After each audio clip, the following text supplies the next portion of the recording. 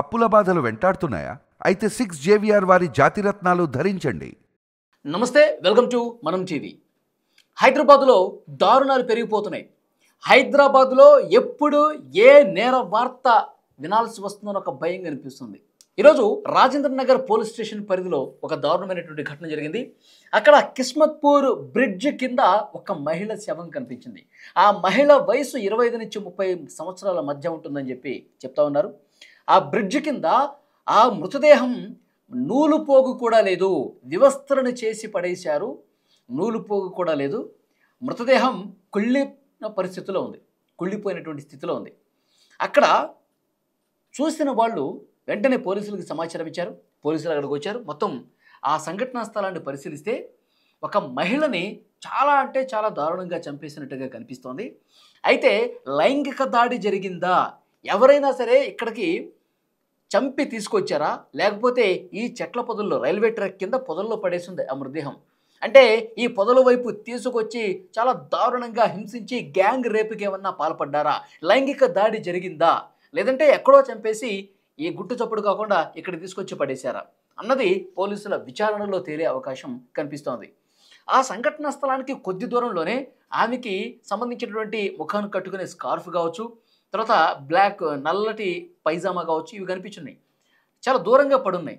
అంటే ఇక్కడికి తీసుకొచ్చిన తర్వాత వ్యవస్థలను చేసి ఇక్కడ లైంగిక దాడి జరుగుంటుందేమో అన్న అనుమానానికి బలం చేకూర్చే విధంగా అక్కడ కొన్ని వస్తువులు కనిపించాయి. ఫోరెన్సిక్ టీం వచ్చింది, డాగ్ స్క్వాడ్ వచ్చింది, పోలీసులు అక్కడ ఉన్నటువంటి ఆధారాలను కూడా కొన్ని సంపాదించినట్టుగా తెలుస్తోంది. ఇక్కడికి తీసుకొచ్చి చంపారా, లేదంటే ఎక్కడన్నా చంపి తీసుకొచ్చారా అన్నది తేలుతుంది. అక్కడ దగ్గరలో ఉన్నటువంటి సీసీ ఫుటేజ్లను కూడా పరిశీలిస్తూ ఉన్నారు. ఇది జరిగి 3 రోజులు అయి ఉంటుందని చెప్పి అనుమానిస్తూ ఉన్నారు. ఎందుకంటే మధ్యకాలంలో వర్షాలు పడతా ఉన్నాయి, తర్వాత ఆ మహిళ కుళ్ళినటువంటి పరిస్థితి, ఇవన్నీ చూసిన తర్వాత ఇక్కడ పడేసి 3 రోజులు కావచ్చు అని అనుమానిస్తూ ఉన్నారు ఫోరెన్సిక్ నిపుణులు కూడా. సో పోస్ట్మార్టం నిమిత్తం ఉస్మానియా ఆసుపత్రికి పంపించారు. ఆ పోస్ట్మార్టం రిపోర్ట్ వచ్చే అవకాశం ఉంది. అయితే ఆ మహిళకు సంబంధించినటువంటి వివరాలన్నీ కూడా, అంటే ఆ సంఘటనా స్థలంలో కనిపించినటువంటి ఆమె ఏదైతే ఆమె ముఖం కావచ్చు గుర్తుపట్టన స్థాయిలో ఉంది, కుళ్ళిపోయింది కదా. దగ్గరలో ఉన్న పోలీస్ స్టేషన్స్లో ఎక్కడైనా సరే మిస్సింగ్ కేసులు నమోదయ్యాయా, హైదరాబాద్లో లేదంటే హైదరాబాద్ అవతల కావచ్చు, ఎక్కడ మిస్సింగ్ కేసులు నమోదయ్యి ఉన్నాయి? 25 నుంచి 35 సంవత్సరాల మధ్యలో ఎవరైనా తప్పిపోయినట్టు ఏమన్నా కనిపిస్తుందా? వాళ్ళ కుటుంబ సభ్యులు ఏమన్నా కేసులు పెట్టేటువంటి పరిస్థితి ఉన్నదా? ఇవన్నీ కూడా సేకరిస్తూ ఉన్నారు. 1-2 రోజుల్లో ఇన్వెస్టిగేషన్ కూడా పూర్తి చేస్తాం. ఎవరు ఈ దుర్మార్గానికి పాల్పడ్డారు అన్నది కూడా తెలియాల్సినటువంటి అవసరం ఉంది. అయితే కిస్మత్పూర్ బ్రిడ్జి దగ్గరే గతంలో ఒక ఘటన మనం గుర్తు చేసుకోవాలి. దిశ ఘటన మనకు తెలుసు. చాలా దారుణంగా ఒక డాక్టర్ని గ్యాంగ్ రేప్ చేసి లారీ డ్రైవర్సు క్లీనర్సు ఒక నలుగురు కలిసి చాలా దారుణంగా లైంగిక దాడి చేయటమే కాదు తగలబెట్టేశారు.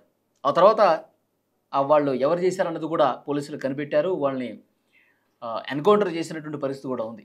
వాళ్ళు ఏదో తప్పించుకొని పారిపోతుంటే చంపేశాం అన్నట్టుగా వార్త కూడా మనం చూసాం కదా. దిశ ఎన్కౌంటర్, దిశ ఘటన మొత్తం తెలంగాణ రాష్ట్రమే కాదు, హైదరాబాదే కాదు, దేశవ్యాప్తంగా కూడా తీవ్ర చర్చనీయాంశమైంది. సరిగ్గా ఈ కిస్మత్పూర్ బ్రిడ్జ్ దగ్గరే ఈ ఘటన జరిగింది. ఇప్పుడు మళ్ళీ అదే తరహాలో ఆ బ్రిడ్జ్ దగ్గరే అలాంటి పరిసర ప్రాంతాల్లోనే ఒక మహిళ కూడా వివస్త్రగా కనిపించటం, వివస్త్రగా కనిపించిందంటేనే ఏదో ఒక ముఠా, ఒక 4-5 కలిసి లైంగిక దాడి పాల్పడ్డుంటారేమో అని చెప్పి పోలీసులు అనుమానం వ్యక్తం చేయడానికి కారణం, గతంలో జరిగిన ఘటన ఏదైతే దిశా ఘటన ఉందో దాన్ని తలపించే విధంగా ఈ ఘటన కనిపిస్తోంది. ఈ సీన్ చూసిన తర్వాత పోలీసులు అదే గుర్తు చేసుకున్నారు. కొన్నేళ్ల క్రితం దిశను కూడా ఇదే విధంగా దుర్మార్గంగా లైంగిక దాడి చేసి చంపేశారు కదా, మళ్ళీ అదే ప్లేసులో ఈ మృతదేహం కనిపించింది. కాబట్టి ఇన్వెస్టిగేషన్ చేస్తూ ఉన్నారు, చాలా సీరియస్గా తీసుకున్నారు. ప్రభుత్వం కూడా చాలా సీరియస్గా ఈ కేసును చూస్తూ ఉంది. మొత్తం ఆధారాలతో సహా బయట పడతాయి.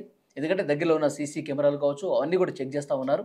సో డెఫినెట్గా పోలీసులు అతి త్వరలోనే ఆ నిందితుల్ని పట్టుకుంటామని చెప్తున్నారు. నిజంగా హైదరాబాద్లో చాలా అంటే చాలా దుర్మార్గాలు పెరిగిపోతున్నాయండి. మర్డర్లు జరిగిపోతున్నాయి, లైంగిక దాడులు జరుగుతున్నాయి, రేపులు చేస్తూ ఉన్నారు, హత్యలు చేస్తూ ఉన్నారు. క్రైమ్ రేట్ పెరిగిపోతోంది అనటానికి మనకు కనిపిస్తున్నటువంటి ఈ హత్యలే కారణం. ఇలాంటి ఘటనలే కనిపిస్తూ ఉన్నాయి. సో డెఫినెట్గా క్రైమ్ రేట్ తగ్గించడానికి ప్రభుత్వం మరింత సీరియస్గా రంగులోకి దిగాలి. ఎవరైతే మహిళల పట్ల ఇంత దుర్మార్గంగా ప్రవర్తిస్తూ ఉన్నారో వాళ్ళని చాలా కఠినంగా శిక్షిస్తేనే ఇవి మళ్ళీ మళ్ళీ రిపీట్ కాకుండా ఉంటాయి. నేర ప్రవృత్తి పెరుగుతోంది, వాళ్ళ మైండ్ సెట్ని మార్చాలంటే కఠినమైన శిక్షలు, ఎవరు కల్లో కూడా ఊహించని విధంగా శిక్షలు వేస్తేనే క్రైమ్ తగ్గుతుంది అని చెప్పి స్థానికులు చెప్తూ ఉన్నారు.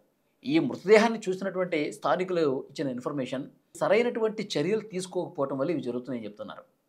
నిజంగా ఒక మహిళ మీద కన్నెత్తి దుర్మార్గానికి పాల్పడాలంటే వాడు వణికిపోవాలి.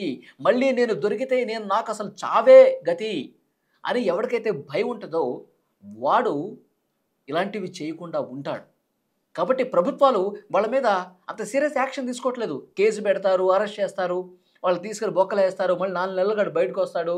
ఒక ప్రాణం పోయింది కదా, చాలా దుర్మార్గంగా ఒక మహిళను చంపేశారు కదా, అభం శుభం తెలియని ముక్కపచ్చలారనే అమ్మాయిలను కూడా చంపేస్తూ ఉన్నారు కదా. తమ కామ వాంఛ తీర్చుకోవటానికి బాలుడి దగ్గర నుంచి 60 ఏళ్ల ముసలోడు వరకు లైంగిక దాడులు మహిళల పట్ల అమ్మాయిల పట్ల జరుగుతూనే ఉన్నాయి కదా.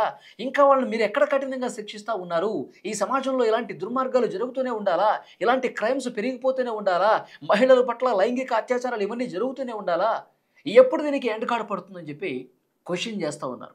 ఈ సమాజాన్ని క్వశ్చన్ చేస్తూ ఉన్నారు, ఈ ప్రభుత్వాలని క్వశ్చన్ చేస్తూ ఉన్నారు. కాబట్టి మార్పు రావాలి అంటే ముందుగా ప్రభుత్వం తీసుకున్నటువంటి చర్యల పట్ల మార్పులు రావాల్సిన అవసరం ఉంది.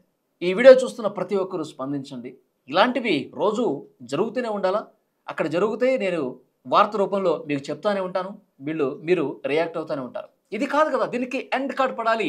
మళ్ళీ ఇలాంటి వార్త రాకూడదు, మళ్ళీ ఇలాంటి లైంగిక దాడులు, హత్యలు జరగకూడదు అంటే ప్రభుత్వాలు ఎంత సీరియస్గా ఉండాలి? ఏం చేస్తే కరెక్ట్ అని మీరు భావిస్తున్నారు?